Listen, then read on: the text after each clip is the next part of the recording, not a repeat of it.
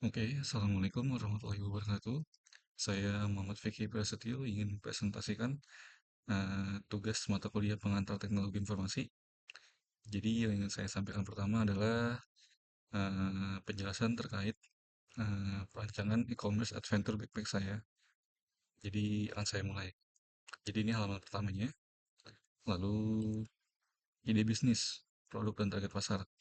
Platform e-commerce saya menghadirkan tas adventure yang inovatif, kokoh, dan modular, menyasar generasi muda dan dewasa yang aktif berpetualang dengan misi memberi pengalaman luar biasa. Dan ini ada beberapa foto contoh produknya, referensi. Lalu target pasar saya, fotografi yang siap menghadapi pemotretan sepanjang hari, dan ransel ini menawarkan ketahanan air IPX5, sistem daya berkapasitas tinggi 300 watt, dan desain bawaan yang stabil, ideal untuk pemotretan luar ruangan sepanjang hari. Lalu ada drone pilots, menerbangkan drone bisa lebih lama tanpa perlu panik kehabisan daya. Dengan satuan daya 300 watt juga, bawaan Trident 300 dapat mengisi ulang baterai drone ukuran penuh 4-6 kali. Tidak perlu lusinan baterai cadangan. Selain itu, dukungan pengisian cepat 100 watt memastikan Anda dapat dengan cepat mengisi daya perangkat. Lalu konten kreator juga bisa, mereka bisa merekam seperti profesional tanpa harus asisten. Dan tas ini juga menyediakan tongkat selfie dengan panjang sampai 1,5 meter. Dan bisa dipasang GoPro juga, dan lampu dan lain-lain. Tidak perlu pengganti peralatan di tengah perjalanan. Lalu konsep keamanan informasi. Jadi ada confidentiality, yang mana ada informasi yang hanya bisa diakses oleh pihak yang berwenang. Lalu contoh penggunaannya seperti penggunaan password, transkripsi, autentikasi, dua faktor, dan VPN. Lalu ada integrity atau integritas.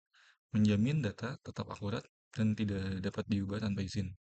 Contoh seperti checksum, digital signature, dan kontrol versi database. Lalu ada availability. Informasi harus selalu tersedia bagi pengguna yang berhak. Contoh backup rutin, sistem failover, server dengan uptime tinggi. Lalu ada fitur dan implementasi keamanan. Fitur utama seperti registrasi dan online, katalog dan pencarian produk, payment gateway, manajemen pesanan, review dan rating produk. Lalu ada protokol keamanan juga seperti enkripsi password atau hashing, lalu ada audit log, tokenisasi pembayaran, backup, dan recovery data. Begitu juga dengan MFA atau aplikasi autentikasi biometrik OTP. Lalu kita bahas konsep jaringan komputer. Jadi di dalam konsep jaringan komputer itu ada klien sebagai pengguna yang mengakses website melalui browser mobile atau mobile app. Lalu ada server, tempat menyimpan database produk, pesanan, dan sistem pembayaran. Dan ada LAN juga, digunakan untuk di kantor untuk menghubungkan komputer admin, gudang, dan staff, dan lain-lain. Dan juga tidak luput dari internet yang menghubungkan sistem internal dengan pelanggan di seluruh dunia. Sistem basis data. Nah, sistem basis data adalah fondasi utama yang menyimpan, mengelola, dan menghubungkan seluruh informasi. Di antaranya ada user sebagai data pelanggan dan admin, pesanan, detail transaksi pembelian, transaksi, metode pembayar, dan bukti pembayaran, dan review feedback dengan pelanggan terhadap kepuasan produk. Lalu lanjut, model bisnis yang saya pakai adalah model bisnis B2C atau business to consumer. Jadi platform yang saya gunakan ini menerapkan konsep business to customer, di mana saya sebagai penjual menjual produk atau layanan langsung kepada konsumen. Saya menjual produk ini untuk anak muda yang mempunyai ambisi menjelajahi dunia yang luas dan orang dewasa yang berkeinginan menjelajah lebih jauh. Mengapa saya memilih model B2C ini? Adalah karena akses pasar yang luas, komunikasi langsung dengan konsumen, pelanggan, biaya dan operasional yang murah, serta kemudahan mengumpulkan data untuk strategi selanjutnya. Lalu kecerdasan AI buatan. Penggunaan AI bertujuan untuk memudahkan dalam penjelajahan website e-commerce nantinya. Selain itu, customer juga bisa terbantu dengan adanya AI.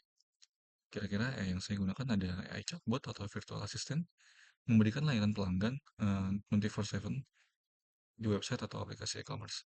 Lalu ada AI inventory management, mengoptimalkan berbagai stok tas modular hingga agar tidak overstock dan understock. Dan AI content creator juga tentunya. membuat konten visual dan copywriting bertema adventure untuk kampanye marketing. Lalu ada profesi IT, di antaranya ada digital marketing specialist. Dia mengelola iklan digital di media sosial dan memiliki skill digital advertising di konten marketing, serta ahli dalam penggunaan Google Ads dan Google Analytics, Canva, dan Adobe Photoshop. Lalu ada product designer, yang mana dia akan merancang desain dari berbagai produk, serta menguji desain dari kenyamanan dan estetika. Memiliki skill dalam pemahaman material industrial design, setidaknya ahli menggunakan AutoCAD. Lalu ada software engineer, bertugas dalam mengembangkan website brand resmi, serta memiliki skill web development dan ahli dalam menggunakan HTML, JavaScript, serta MySQL. Lalu ada hukum-hukum yang berlaku. Nah, kepentingan hukum. Maraknya penggunaan e-commerce berbasis website dan aplikasi saat ini sangat mempermudah dalam melakukan jual beli. Namun, diiringi perasaan tidak nyaman terkait data pribadi yang rawan sekali mengalami kebocoran pada data suatu website aplikasi e-commerce. Karena itu, pentingnya kehadiran hukum seperti UU ITE yang dapat menjadi jawaban bagi para pengguna e-commerce dengan memberikan rasa aman dan nyaman dalam berbelanja dan juga transaksi. Lalu apa saja pasal-pasal yang berlaku? Sekiranya ada beberapa yang penting yang dapat menjadi contoh atau acuan dalam setiap e-commerce seperti Pasal 28 ayat 1 UU ITE, informasi palsu yang merugikan konsumen. Pasal 26 UU ITE, menggunakan data pribadi dengan persetujuan tanpa persetujuan. Pasal 30 UU ITE, melakukan akses ke suatu data tanpa izin. Dan pasal 27 ayat 1 UU ITE, melanggar hak asasi sila pada media elektronik. Jadi, terima kasih atas perhatiannya untuk presentasi barusan.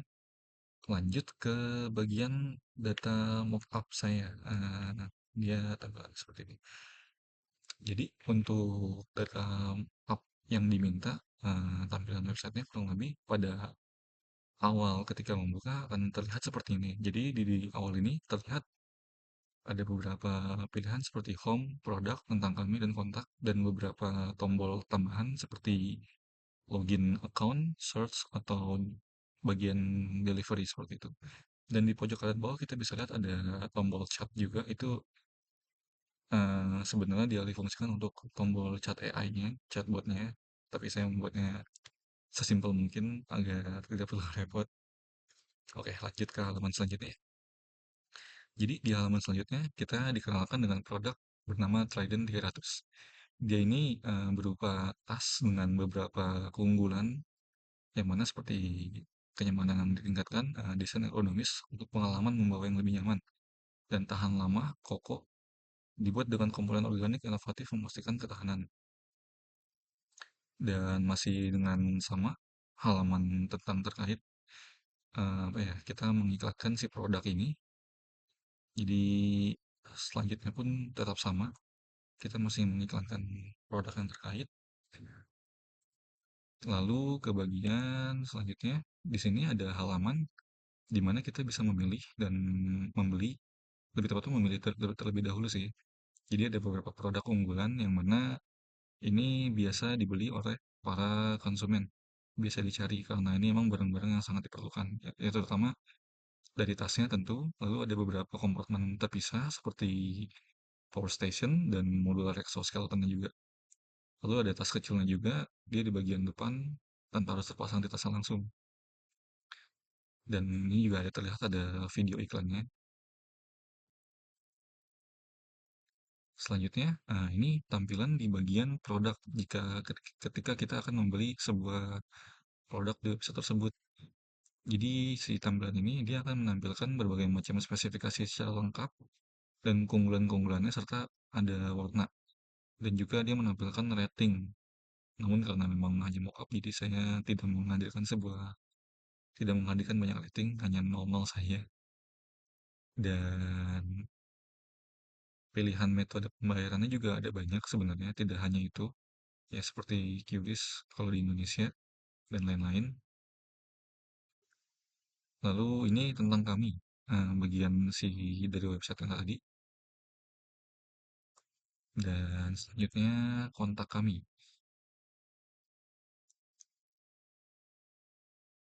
Itu saja. Jadi terima kasih atas perhatiannya. Saya Muhammad Fikri Prasetyo. Assalamualaikum.